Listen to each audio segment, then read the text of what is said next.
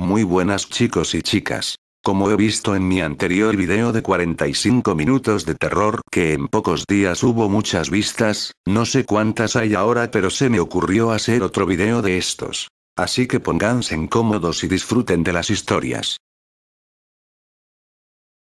Desde los municipios cercanos, se contempla el perfil recortado de esta construcción con el respeto e incluso el miedo que inspiran las historias que de él se cuentan y que ocurren en su interior.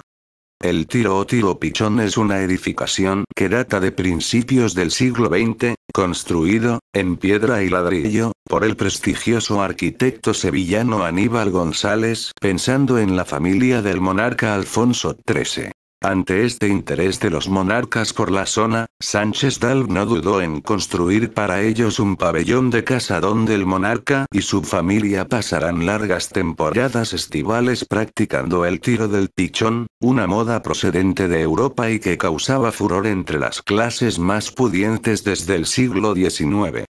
La familia real encontró en este rincón onubense un espacio para el descanso, especialmente las infantas doña Beatriz y doña Cristina, hasta que en 1931, tras la proclamación de la Segunda República, tuvieron que exiliarse a Roma. Está situado en lo alto de una de las colinas de Jabugo y era visitado por los miembros de la Corte de Madrid para disfrutar del tiro al pichón. Fue ampliado más tarde añadiéndole un ala que hoy día tiene como finalidad acoger campamentos infantiles durante las vacaciones de verano. Es además, en el tiro, donde comienza todos los años la cabalgata de Reyes, lo que constituye un espectáculo lleno de color y magia. Hoy en día, el propietario de este magnífico edificio es el Ayuntamiento de Sevilla, y es que para su construcción, el marqués de Arasena pidió un préstamo al consistorio hispalense. Con el paso de los años el crédito no fue devuelto y el Ayuntamiento de Sevilla ejerció su derecho y se quedó con la titularidad. En años posteriores el edificio sufrió reformas, siendo la de mayor importancia la ampliación que se le hizo en 1941.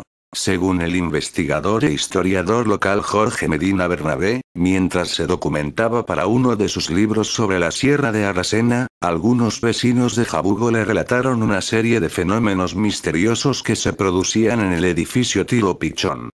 Desde la visión de seres o siluetas luminosas en sus ventanas hasta la grabación en su interior de psicofonías y ruidos extraños. Continuamente te sientes vigilado, acosado, e incluso puedes escuchar cómo te llaman voces de otros tiempos en un lugar en el que tienes la certeza de estar solo. Mi experiencia allí fue inusual. Escuchar Jorge, acércate, clara y definidamente, es motivo suficiente para hacerme regresar sobre mis pasos y salir de allí. Tan interesante me pareció que decidí incluir una reseña en mi libro. Ángel Rodríguez, un vecino de la localidad, relataba para Más Allá.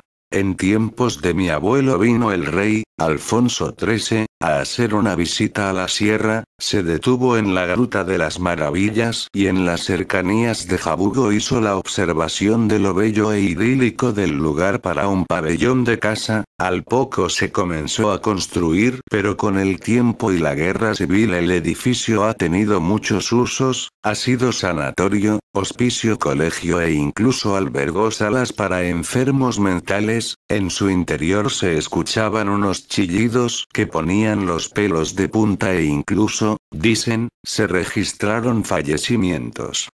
Dentro dicen que habita el fantasma de un viejo guardes que en vida prometió guardar y vigilar siempre el edificio y mantuvo su promesa hasta el día de su muerte. Ahora muchos han visto su espectro en el interior. Ángel Rodríguez afirmaba al respecto. Los hijos de mi compadre se acercaron allí un día para hacer el juego del vaso y tuvieron un encuentro más que terrorífico. Algo al final de un pasillo comenzó a aparecérseles, era un fantasma, lo pasaron muy mal, quizás les pasó por jugar con lo que no debían en el sitio, que en el pueblo se sabe que no se debe de jugar jamás. Enrique Santos, uno de los jóvenes que jugó a la ouija en tiro al pichón, relataba así su experiencia. pues fue una tarde-noche en la que decidimos ir para hacer una ouija. Ya nos habíamos metido antes en el cementerio, otros días, y en la ermita, pero un amigo nos comentó que había escuchado en el bar donde trabaja que unos clientes habituales habían visto la noche anterior una silueta luminosa, como una persona pero que irradiaba luz paseando por las ventanas delanteras del edificio. Dijeron que un fantasma y así, decidimos ir a ver si contactábamos con él.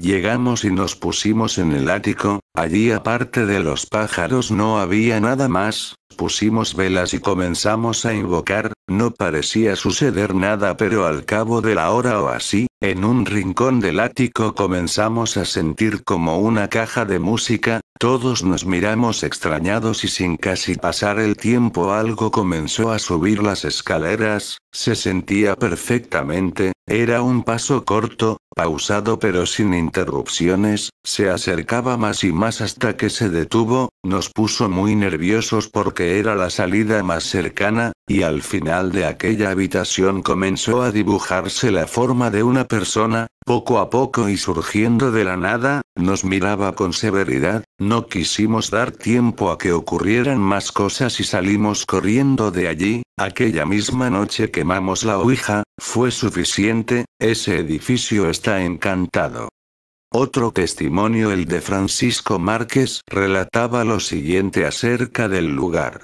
Es un lugar maldito, yo entré un domingo al mediodía y sentí como un llanto, un quejido lastimero, creí que era algún gato herido o atrapado y fui a ver si podía hacer algo. Cuando entré en aquel lugar las puertas comenzaron a abrirse y cerrarse como si alguien las cerrara y abriera, pero allí estaba yo solo, me comenzaron a caer almohadas, vamos, me tiraban almohadas porque allí estaba yo solo, fueron los peores momentos de mi vida.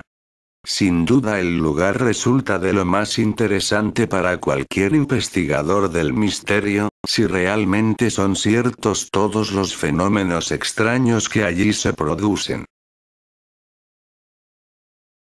Hace mucho tiempo, sobre la carretera de La Rumorosa, un trailero manejaba a toda velocidad rumbo a Mexicali, pues su esposa estaba a punto de dar a luz y quería llegar rápido a su casa, ya que llevaba dinero para lo que se ofreciera, mas cuando iba a tomar una peligrosa curva perdió el control y se estrelló contra unas rocas. El chofer se bajó del tráiler todo aturdido, se miró el cuerpo y se alegró al darse cuenta que no le había pasado nada. Entonces esperó a que pasara a alguien para que le ayudara o lo llevara a la ciudad, pero durante mucho tiempo nadie cruzó aquellos cerros. El hombre se quedó dormido y cuando despertó se sorprendió al ver todo oscuro. No entendía qué pasaba, así que decidió caminar, caminó y caminó, avanzó una buena distancia, sabía que la salida de La Rumorosa estaba cerca y sin embargo, cuando se dio cuenta se encontró en el mismo lugar del accidente. A los 3 días hallaron el camión pero no al conductor. De él no se supo nada. Hasta que en una ocasión, años más tarde, un muchacho que manejaba un tráiler se detuvo porque un hombre le hizo señas.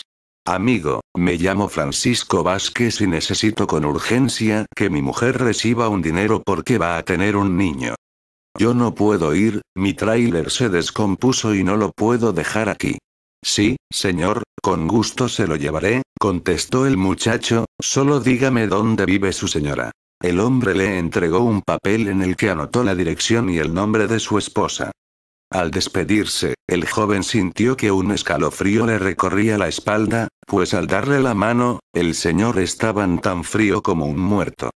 El muchacho no le dio importancia, subió a su tráiler y se encaminó a la ciudad de Mexicali. Al día siguiente, fue a buscar a la señora pero no la encontró. Alguien le dijo que ya no vivía ahí, que hacía tiempo se había cambiado. Sin darse por vencido, preguntó en varios lugares hasta que, por las señas del papel, una anciana le indicó dónde vivía. Al llegar dio unos golpes en la puerta y esperó a que le abrieran. Dígame, joven, le preguntó la señora.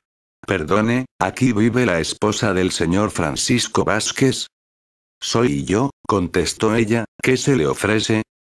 Ayer en la carretera, su esposo me pidió que le trajera este dinero, porque se le descompuso el tráiler. No puede ser. Lo interrumpió la señora tapándose la boca.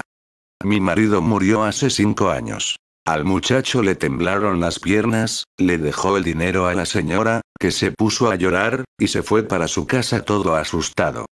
Cuando llegó, apenas había cerrado la puerta cuando descubrió frente a él al trailero de la carretera y brincó espantado. Sentía que una fuerza extraña lo invadía. Gracias, amigo. Le dijo el muerto con voz cavernosa, mientras desaparecía. El joven podía escuchar los latidos de su corazón y tardó un buen rato en recuperarse de la impresión. Tiempo después, al platicar con unos amigos, se enteró de que el trailero ya se les había aparecido a otros hombres, mismos que no habían cumplido el encargo del muerto, por eso se les fue secando el cuerpo hasta quedar como esqueletos. Los vecinos de la localidad de Firmat en Santa Fe, no pueden creer lo que ven. Aseguran que una plaza es visitada por el espíritu de un chico que murió hace 20 años. No hay viento, ni siquiera brisa. Y, sin embargo, la hamaca se mueve. A su lado, otras 2 hamacas se mantienen firmes en sus lugares.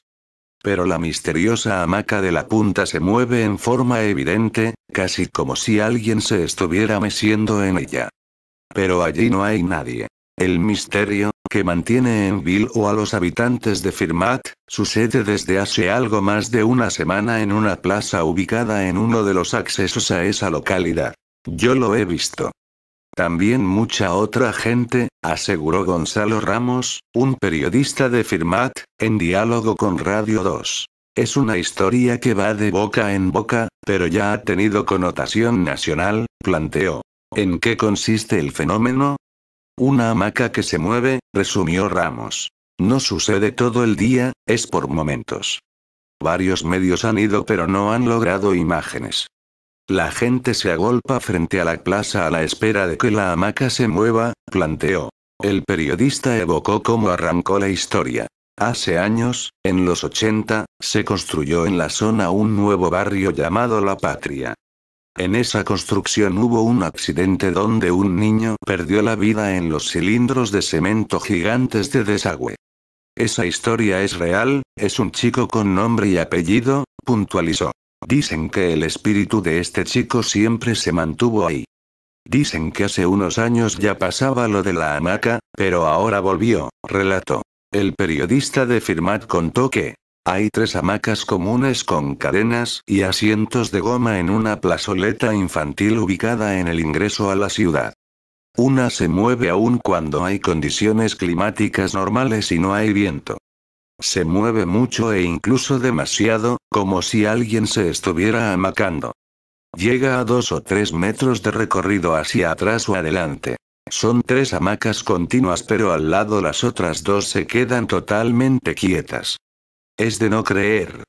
Es algo paranormal, insistió.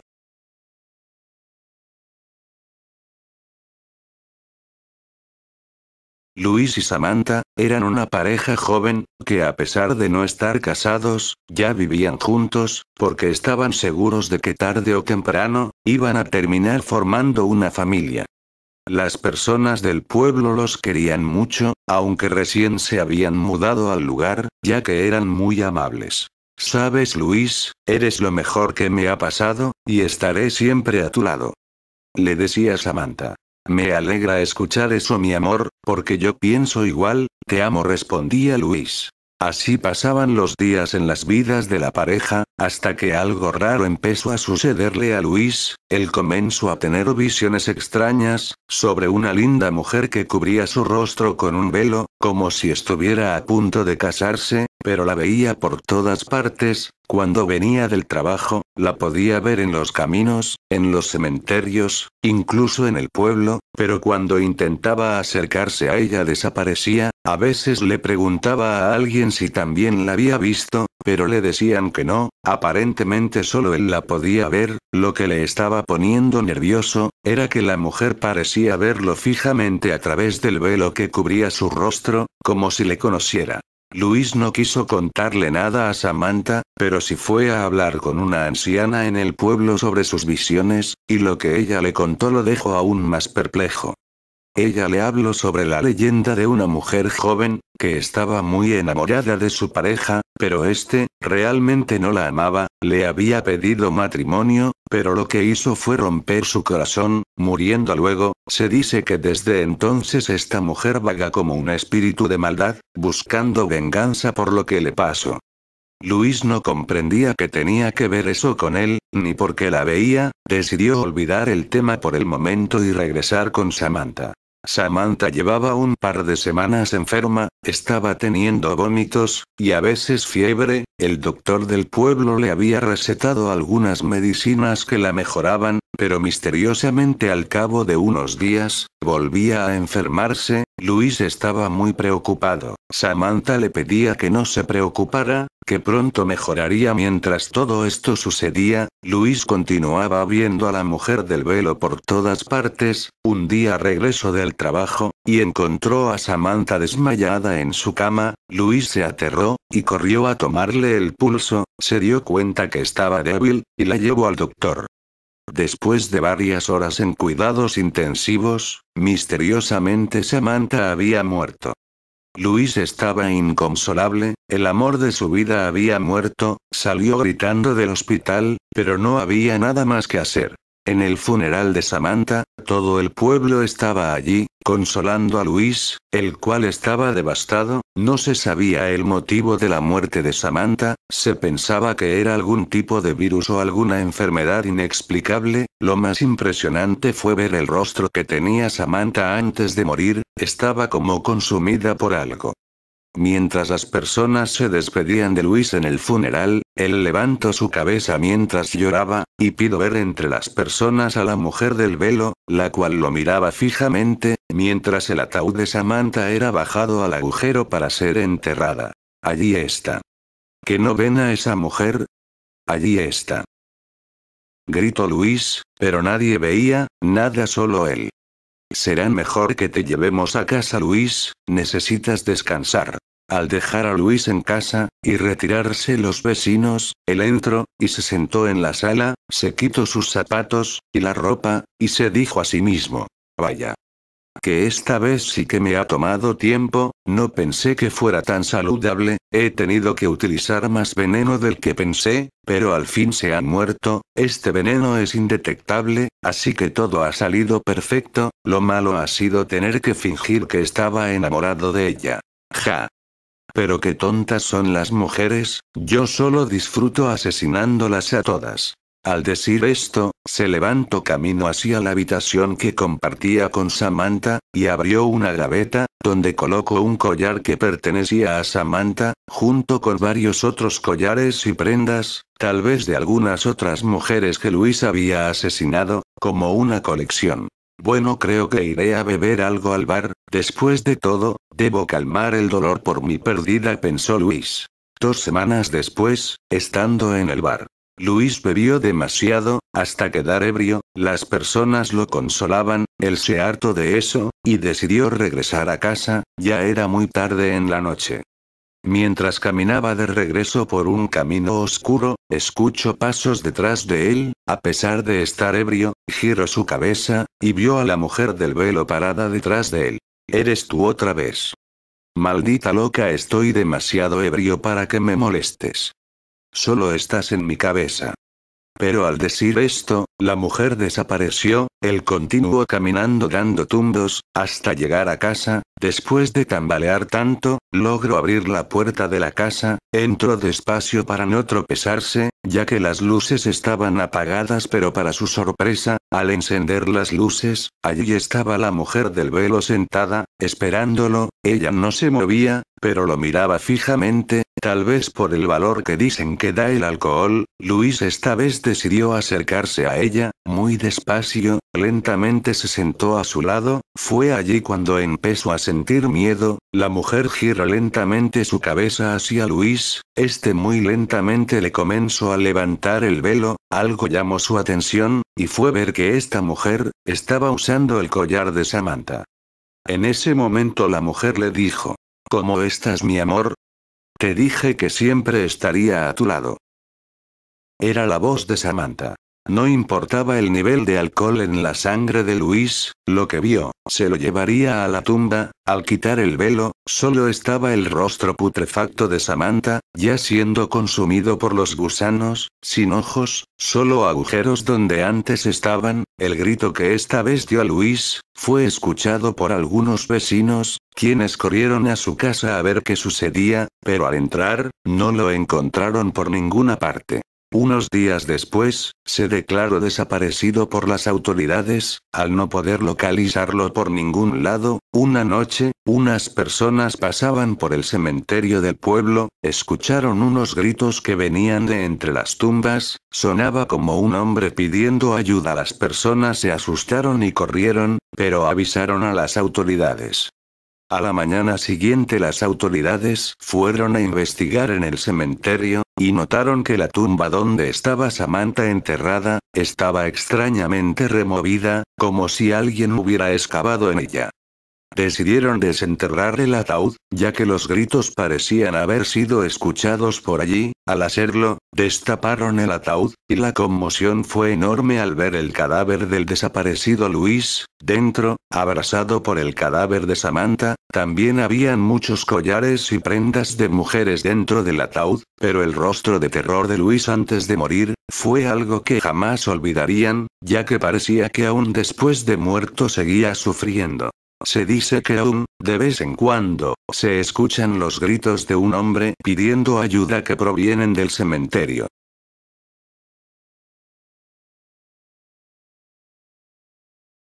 Al despertar sobre aquella cama en el hospital, lo primero que vino a mi mente fue el coche rojo apareciendo de súbito en la esquina, y mi moto chocando y estallando en llamas cerca de un poste de la luz. Recordé las interminables volteretas en el aire y finalmente el doloroso choque contra el asfalto mojado. Luego, la oscuridad. Me incorporé de la cama y miré hacia los pies. Esperaba encontrar mi cuerpo cubierto de yeso, pero me sorprendió descubrir que ni siquiera tenía una escayola en el brazo. Había salido milagrosamente ileso del accidente, y apenas si me dolía la cabeza, aunque me sentía más mareado que otra cosa. Giré la vista hacia la ventana. Pese a que las celosías estaban cerradas, supuse que debía ser de noche, porque el hospital estaba en calma y no se escuchaba el bullicio habitual de un sanatorio durante las horas diurnas. Parece que fue un accidente con suerte, dijo una voz a mi derecha. Miré en esa dirección, y vi a un anciano recostado en la cama vecina, que leía un libro. Le dije que sí, que probablemente así había sido, y luego le pregunté si sabía cómo llamar a las enfermeras. Tiene un timbre ahí al costado, dijo el viejo, con gestos sorprendidos. ¿Acaso le duele algo? No, pero tengo sed. Mucha sed. Hace mucho que estoy aquí. No tengo idea, amigo. A mí me trajeron esta mañana, y usted ya estaba en la sala. Toqué timbre varias veces, pero la enfermera nunca apareció. De verdad me moría de sed, así que me levanté y me metí al baño y tomé agua del grifo. Cuando regresé, el viejo parecía dormido y su cuerpo flotaba, como un globo, a unos 40 centímetros de la cama. Comenzó a convulsionar, y cuando abrió los ojos vi que los tenía en sangre y su rostro hacía muecas de dolor o sufrimiento. Salí de la habitación y cerré la puerta detrás de mí, con el corazón enloquecido en mi pecho. En ese momento, por el largo pasillo del pabellón, un paciente caminaba apoyado en un trípode. Tenía la bata abierta y había cosas que se movían en su espalda. Volteó para mirarme, y su rostro era un cráneo sin ojos. Corrí en dirección opuesta y me encontré con la sala de enfermeras al final del pasillo. No había nadie allí, aunque me llamó la atención que el lugar estuviese tan sucio y desordenado, como si no se usara durante años. Algunos azulejos habían caído de las paredes y el mueble del escritorio estaba cubierto de polvo y de trozos de mampostería desprendidos del techo. Ante mi desconcertada mirada, el lugar se fue haciendo más y más vetusto, las paredes se fueron cubriendo de moho, las luces del techo titilaron y luego se apagaron, más trozos de mampostería cayeron y algunos vidrios de los ventanales estallaron hacia adentro con un estridente chirrido. Seguí corriendo y me encontré con una escalera. La bajé a toda prisa mientras percibía que el hospital entero temblaba sobre sus cimientos, como si fuera a desplomarse de un momento a otro. Finalmente encontré la salida y me abalancé sobre ella. Corrí unos metros en la noche y luego me detuve y miré hacia atrás, pero mi sorpresa fue completa al descubrir que allí no había ningún hospital, solo un terreno cubierto de pastizales tan altos como hombres. Caminé unos pasos por la calle desierta, sin saber qué hacer. Enseguida me encontré con el vigilante del barrio que refugiado en su garita trataba de encender un cigarrillo. «Hombre, no sabe lo que acabo de ver», le dije con voz temblorosa. El vigilante no me prestó atención, por lo que seguí caminando. 2 cuadras más adelante me topé con un grupo de personas reunido en la calle. Cuando me arrimé vi el coche rojo destrozado, y mi motocicleta hecha un amasijo de hierros retorcidos en la acera. Había un cuerpo inerte sobre una camilla, bañado por las luces intermitentes de la ambulancia. Me acerqué a tiempo para contemplar mi rostro ensangrentado y desfigurado, los ojos ya sin vida, antes de que uno de los paramédicos lo cubriera con una sábana.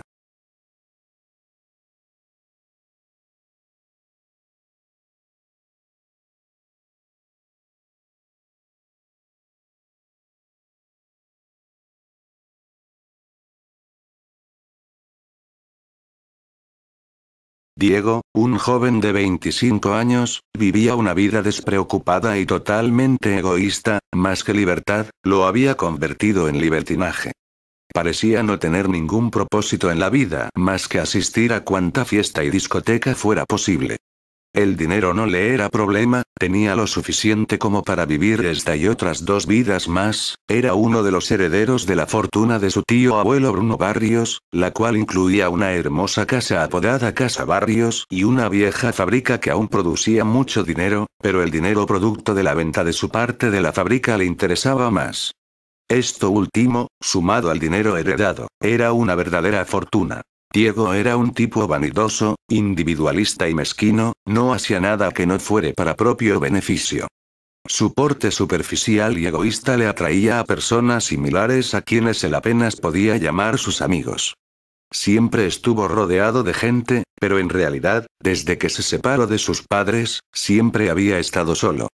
El objetivo de cada fiesta era tener una conquista nueva. Diego elegía siempre una mujer atractiva, pues a decir verdad él también lo era, se pasaba la noche entera seduciendo mujeres, alardeando de sus riquezas y buen físico, prometiéndoles este mundo y el otro. La mayoría de veces funcionaba, y terminaba la noche en su apartamento o algún lujoso hotel cercano compartiendo la cama con su nueva conquista. A Diego le gustaba tomar fotografías durante la noche, las guardaba como un trofeo. Pero siempre, al amanecer, la actitud de Diego hacia sus doncellas cambiaba drásticamente y las desechaba como a un trapo sucio. En su mente una mujer era solo eso, objetos que están a su disposición para usarlas cada vez que a él se le antoje.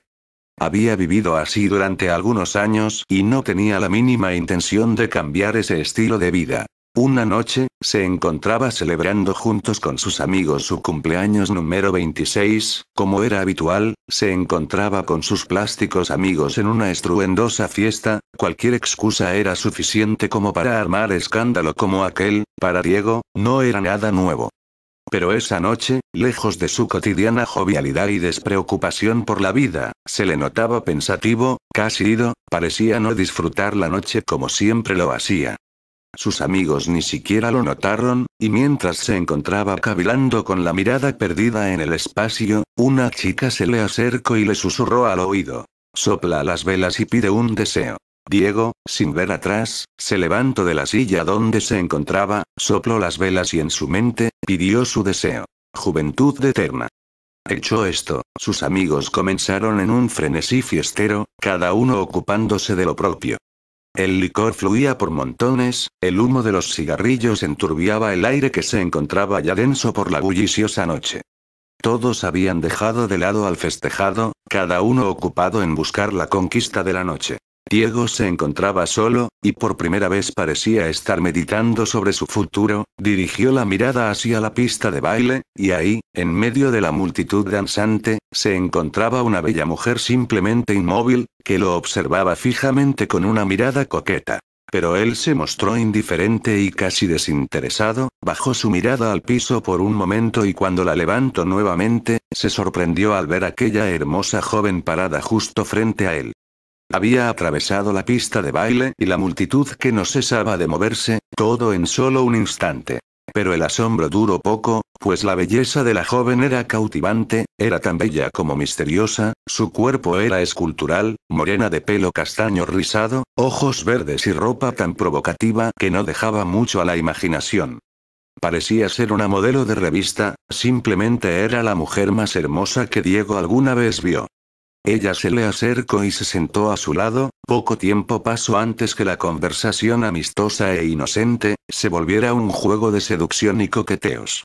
Era algo extraño, pues siempre el seductor era él. Como era de esperarse, aquella noche terminaría en un derroche de sexo y lujuria, tanto o más a las que Diego acostumbraba. Si bien la noche había acontecido de maravilla, la mañana siguiente algo era diferente. Diego se encontraba solo en la cama, su misteriosa y bella acompañante ya no estaba a su lado, esta vez, él había sido el objeto utilizado y desechado. Intrigado y aturdido por un fuerte dolor de cabeza producto de la noche anterior, se levantó de la cama en busca de la hermosa joven, de la cual no conocía ni su nombre. Tras una corta e infructífera búsqueda, se dirigió al baño para asearse, y fue ahí donde encontró el mensaje que cambiaría su vida completamente. En el espejo del baño, escrito con lápiz labial color rojo escarlata, el mensaje decía: Bienvenido al mundo del SIDA. Bienvenido al infierno. Si quieres una segunda oportunidad, llama a mi padre 2999-1666. Diego se quedó incrédulo ante aquel siniestro mensaje, no podría creerlo, será una de esas historias que solo le suceden al amigo de un amigo y que todos saben que nunca son ciertas. Pero para él, esa era su nueva verdad. Ese mismo día se hizo analizar DeVry, el análisis dio negativo. Diego respiró con alivio, estaba convencido que aquello había sido una muy pesada broma de mal gusto, cometida quizá, por alguno de sus amigos. No le dio mayor importancia a aquel acontecimiento, lo cual después de algunas semanas pasó a formar parte del olvido. Más de un año había pasado, y Diego se encontraba ingresado en un hospital debido a una simple gripe que se había vuelto una seria neumonía. Entre los análisis que le hacían estaba también el DeVry. Para asegurarse de los resultados, los habían hecho 3 veces. En las 3, el resultado era siempre el mismo: positivo. Diego se sentía destrozado completamente, su mundo tal y como él lo conocía se le venía abajo, recordó con ira a aquella joven, la causante de su sufrimiento, la maldijo una y otra vez, le costaba trabajo creer que le estaba sucediendo a él, iba a morir. Solo, postrado en la cama de aquel lánguido hospital, en medio de tantos lamentos y maldiciones, recordó aquel número. ¿Cómo podría tener una segunda oportunidad al llamar al padre de aquella joven? ¿Cómo? No lo sabía, pero no tenía nada que perder al intentarlo. Sacó su teléfono y comenzó a llamar a aquel número. No sabía qué esperar, pero al menos quería saber quién era la causante de su desgracia. Una voz grave, casi inhumana contestó del otro lado de la línea. Hola Diego, he estado esperando tu llamada, sé que quieres una segunda oportunidad. Pero, ¿quién es usted? ¿Cómo sabe que soy yo quien le está llamando? Yo lo sé todo, yo soy tu verdadero salvador, puedo ofrecerte lo que tú desees, solo tienes que pedírmelo. No me vengas con eso por favor, no estoy para bromas, así que si no tienes nada mejor que decirme entonces muy bien Diego, entonces te veré en tus sueños. La llamada se cortó en ese momento. Diego intentó llamar nuevamente pero la línea siempre aparecía ocupada. No le prestó mayor importancia al asunto y dejó el teléfono de lado. A medida que la noche se acentuaba, el sueño también lo hacía. No pasó mucho tiempo antes que él se quedara dormido. Era un sueño tan profundo, casi como una posesión, parecía que su mente se liberaba de su cuerpo y se comenzó a elevar. Aquello más que un sueño parecía ser una visión. El enigmático personaje del otro lado del teléfono estaba cumpliendo su promesa a cabalidad. Ahora estaba visitando a Diego dentro de sus sueños. Ambos se encontraban en un vacío total. Diego se sentía muy lúcido, sabía que no era solo un sueño, y aquel personaje se encontraba justo frente a él. Pero a pesar de la cercanía era imposible vislumbrar rasgo alguno. El ente se encontraba rodeado por una densa niebla oscura que solo dejaba entrever una sombría silueta. Aquella sepulcral voz no se hizo esperar. Estoy aquí, como te lo prometí, dijo aquel extraño e inquietante ser. ¿Qué quieres de mí? ¿Por qué estoy pasando todo esto? Quiero darte la oportunidad de tu vida, puedo concederte todo lo que desees, solo tienes que pedírmelo. ¿Todo? ¿Cualquier cosa? Preguntó Diego asombrado. ¿Dónde está la trampa? ¿Qué es lo que tengo que darte a cambio? ¿Acaso deseas mi alma? Son muchas preguntas, pero todo depende de lo que desees y de la cantidad de tus deseos. Cuanto más me pidas, mayor será el precio, dijo aquella fantasmal figura casi escondiendo una sonrisa. Diego pensó en la propuesta hecha por un momento. Ya había escuchado anteriormente sobre quienes hacen un pacto y al final terminan perdiendo sus almas. No es que creyera en esas banalidades, pero la verdad no quería arriesgarse. Siempre se creyó ser alguien muy listo, así que quería salir más que beneficiado de esta situación. Lo meditó por un momento, y luego negoció con su espectral acompañante. Solo quiero 3 deseos, dijo con seguridad. Dímelos y yo te diré el precio a pagar, susurraba ansiosa aquella voz. Estas son mis peticiones. 1. Quiero tener vida eterna, no envejecer, ser bello y tener mi hermoso cuerpo de 25 años eternamente. 2. Deseo tener el suficiente dinero como para derrocharlo en lo que yo quiera, sin nunca tener la necesidad de trabajar ni tener que preocuparme por la procedencia o la falta de este. 3.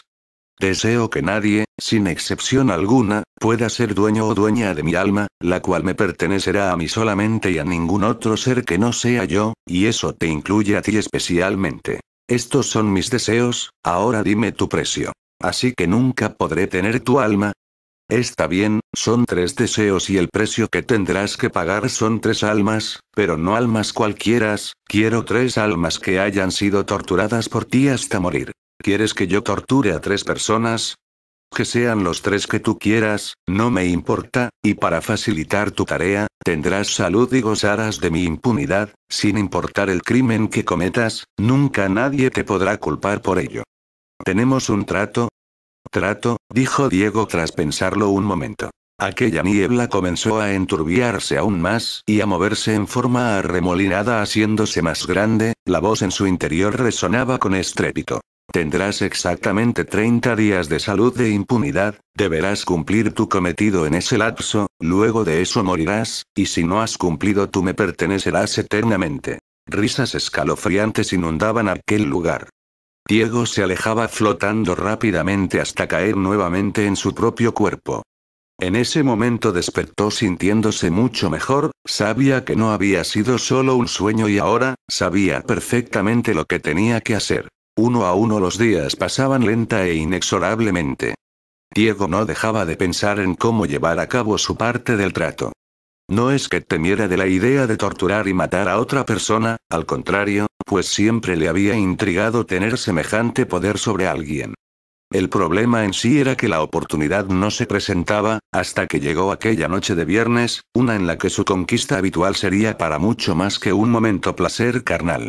Sabía que sería difícil cumplir su objetivo en su apartamento, donde las paredes nunca eran tan gruesas como para acallar los ruidos y al estar rodeado de tantos vecinos entrometidos, su labro sería simplemente imposible. Pero oportunamente se recordó de aquella vieja propiedad, Casa Barrios, la herencia olvidada de su tío abuelo Bruno. Deshabitada desde hacía varios años, era visitada únicamente por la encargada del mantenimiento del lugar, visita que podía ser interrumpida fácilmente. Diego no lo dudó y acudió con su víctima al lugar. Después de su habitual tributo de sexo, sometió a su víctima y la llevó al sótano, el cual, al ser tan profundo y aislado, se hacía casi a prueba de sonido, parecía estar hecho para este tipo de situaciones, simplemente era el lugar perfecto. Dejó a la chica ahí, atada fuertemente a una silla de pies y manos mientras planeaba su funesto destino. Diego daba vueltas y vueltas a su cabeza, los enérgicos gritos de aquella infeliz en súplicas de su liberación se escuchaban como música de fondo. No pasó mucho tiempo para que Diego se hartara de esos chillantes alaridos. Se acercó a ella y sin ninguna muestra de emoción comenzó a golpearla repetidamente, casi a punto de hacerla desfallecer. Luego, cuando los golpes la habían dejado casi inmóvil, cosió su boca para asegurarse de no volver a escuchar aquellos ensordecedores alaridos nuevamente.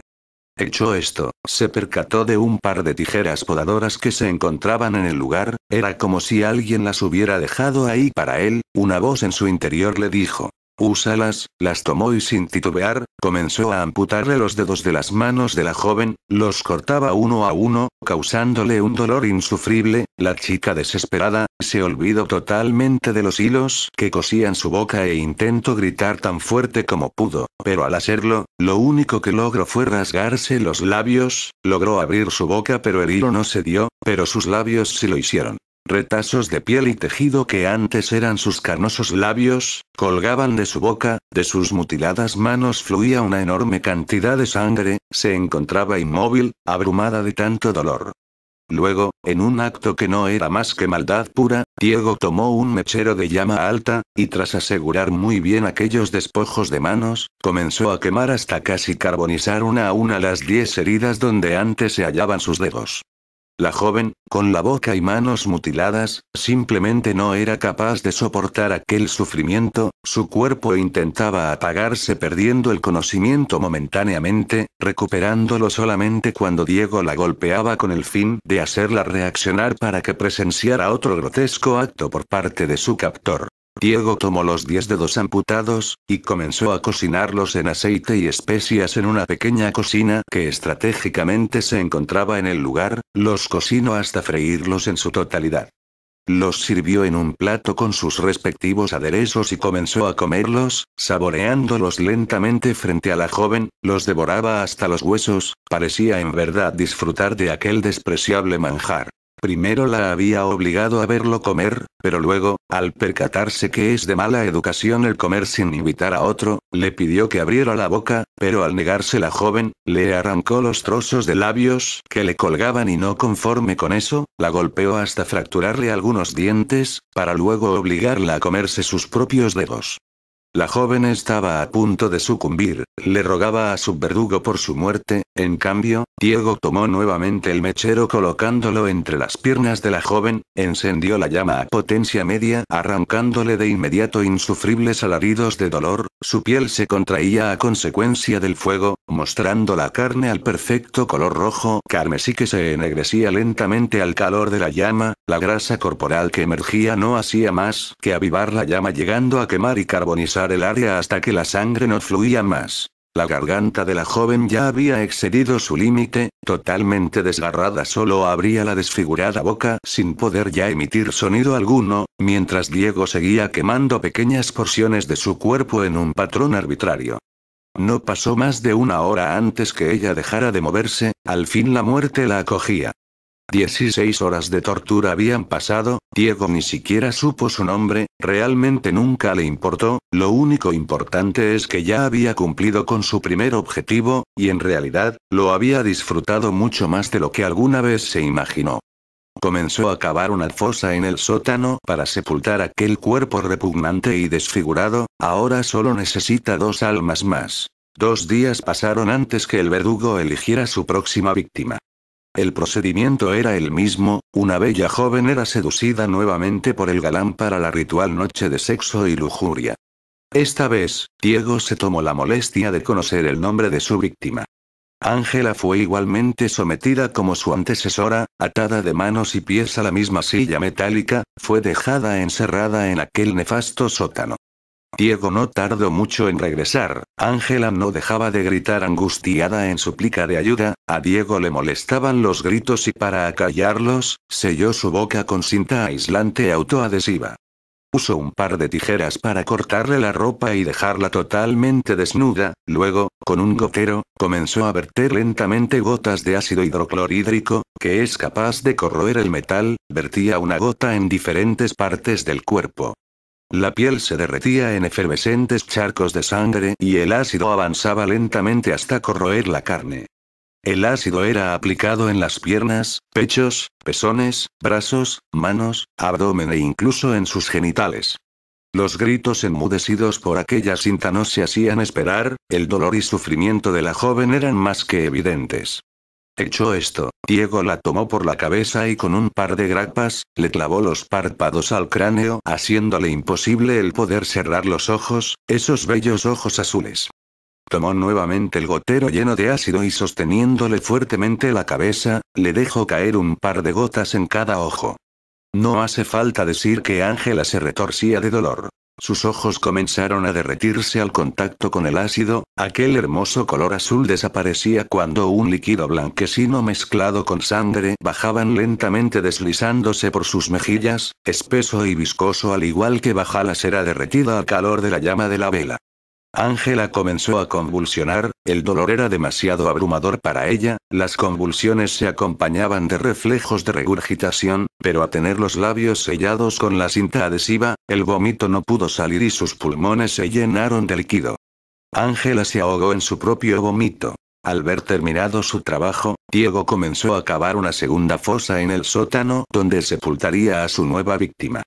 La tortura había durado tan solo 8 horas, acabó antes de lo pensado y se sintió de alguna manera frustrado al no tener más tiempo para hacer todo lo que hubiese querido. Ya había terminado con 2, ahora solamente le faltaba 1 para cumplir su cuota. 27 días han pasado y la salud de Diego comienza a decaer, la neumonía va tomando fuerzas gradualmente, sabe que no dispone de mucho tiempo antes que su plazo se venza. No ha ido a su casa en semanas, ni siquiera salía de Casa Barrios, sabe que nadie lo busca, sus amigos apenas se dan cuenta de su desaparición sin darle mayor importancia, y su familia, pueden pasar meses sin tener contacto con ellos sin causarles la mínima preocupación. Él está solo, lo sabe y siempre lo supo. Esa mañana, a 3 días de vencer su plazo estipulado, María, la encargada de la limpieza y mantenimiento de Casa Barrios, se hace presente para sus labores triviales. Ella no se percata de la presencia de Diego en la casa, hasta que éste la sorprende por detrás golpeándole fuertemente la cabeza con un madero. María pierde el conocimiento y cae al suelo, ahora está a total disposición de Diego. María es una mujer mucho más corpulenta que las jóvenes anteriores, por lo tanto a Diego le cuesta mucho más trabajo el maniobrar su cuerpo aun cuando esté inconsciente. La despoja de toda vestimenta, pero al no poder bajar las escaleras del sótano cargándola, la lleva al jardín trasero. La sienta en el suelo de espaldas a un árbol, le ata las manos rodeando el tronco del mismo y ata también sus pies que quedan extendidos en el suelo. La amordaza fuertemente y se asegura que aunque despierte, no podrá emitir sonido alguno. Ya habiendo colocado a María en su lugar y tomando todas las precauciones pertinentes, la despierta al verterle un balde de agua hirviendo en todo el cuerpo. María se estremece y despierta con la piel profundamente enrojecida y como Diego lo había anticipado, al estar atada de espaldas al árbol y fuertemente amordazada, es incapaz de moverse o emitir algún sonido audible a más de 1 metro. El estado físico de Diego era ya decadente, se veía muy limitado pues no podía realizar mayor esfuerzo físico. Tomó una navaja y comenzó a hacer pequeños cortes que no eran muy profundos en cada parte del cuerpo de María que a él se le antojara. La piel de María comenzaba a ampollarse debido a las quemaduras, el dolor de los cortes no era nada en comparación al ardor de las llagas en todo el cuerpo. Diego observó su entorno y después de una corta búsqueda, fue a la cocina, de donde regresó con varias botellas, comenzó a verter litros y litros de miel de abeja sobre el cuerpo lacerado de María, hasta haber vaciado todas las botellas. Esto, hasta cierto grado, daba un alivio temporal al dolor de las quemaduras, pero lo maléfico de la obra era que la miel estaba atrayendo a un ejército de hormigas rojas. María se hallaba esclavizada junto a un enorme nido de hormigas, miles y miles de estas parecían ser formaciones de batalla y desfilar hacia la miel vertida sobre el cuerpo de la mujer. Un ejército que lenta e implacablemente recogía su dulce botín, llenando a la vez de miles de dolorosas picaduras. El solo correteo de las hormigas sobre aquella piel tan irritada era ya insoportable. Las ampollas abiertas en la piel, facilitaban que la miel se introdujera en ellas, así como también lo hacía en aquellos cortes hechos anteriormente. Esto provocaba a las hormigas a arrancar pequeños trozos de endulzada piel, trozos tan pequeños como la cabeza de un alfiler, pero tan dolorosos como arrancarse las uñas con los dientes. Diego sabía que las hormigas poco a poco, terminarían con su trabajo y dejó a María a cargo de ellas. Abandonó el lugar en busca de ayuda médica. Su tercer y última víctima estaba lista, aunque él realmente nunca la vio morir. Él fue ingresado ese mismo día en el hospital local, la neumonía empeoraba a cada momento. Casi agonizante, recordó aquel número 2999, 1666, comenzó a llamar, nadie contestaba del otro lado. Se sentía estafado, él había cumplido con su parte del trato, pero nadie más había cumplido con él. Los 3 días pasaron y Diego perdió la batalla contra su enfermedad. Murió tal y como le habían vaticinado 30 días antes. Al morir, su alma comenzó el paseo por la cima. Después de su interminable descenso al foso se encontró con su negociador, aquel que le había ofrecido la inmortalidad y que a su juicio, no le había cumplido. ¿Qué estoy haciendo aquí?, decía Diego con tono enfurecido, yo debería estar vivo. No te precipites, María tardó 3 días en morir y al final murió justo unos momentos antes que tú, solo quería estar seguro que cumplirías con el plazo. Además, para tener un cuerpo joven y eterno primero debías deshacerte de ese enfermizo que poseías. Yo he cumplido con mi parte, ahora cumple con la tuya y dame esos 3 deseos. Admito que lo has hecho, has cumplido. Aquí están tus 3 deseos. 1. Tu alma es libre ahora, no le pertenecerá a nadie más que a ti. 2.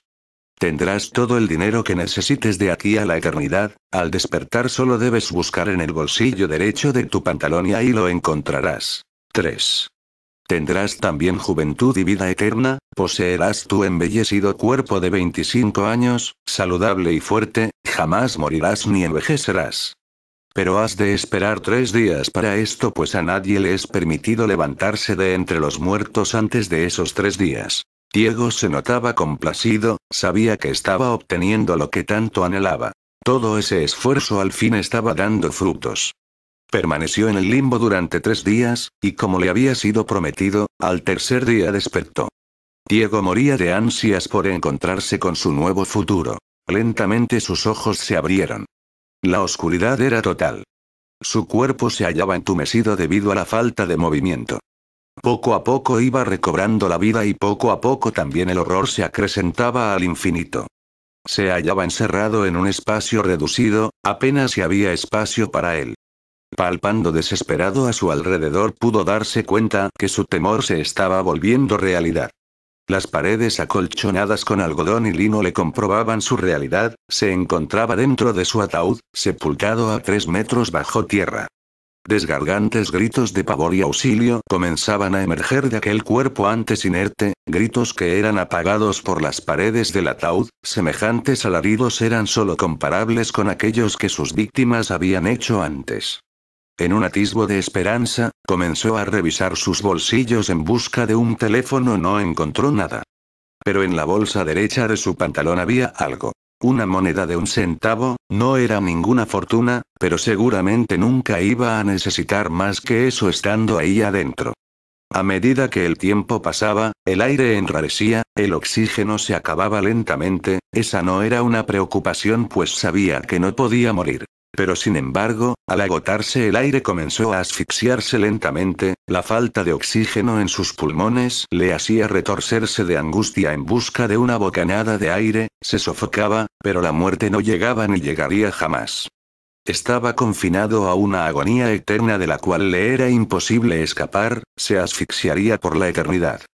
Se encontraba totalmente solo, como en toda su vida había estado.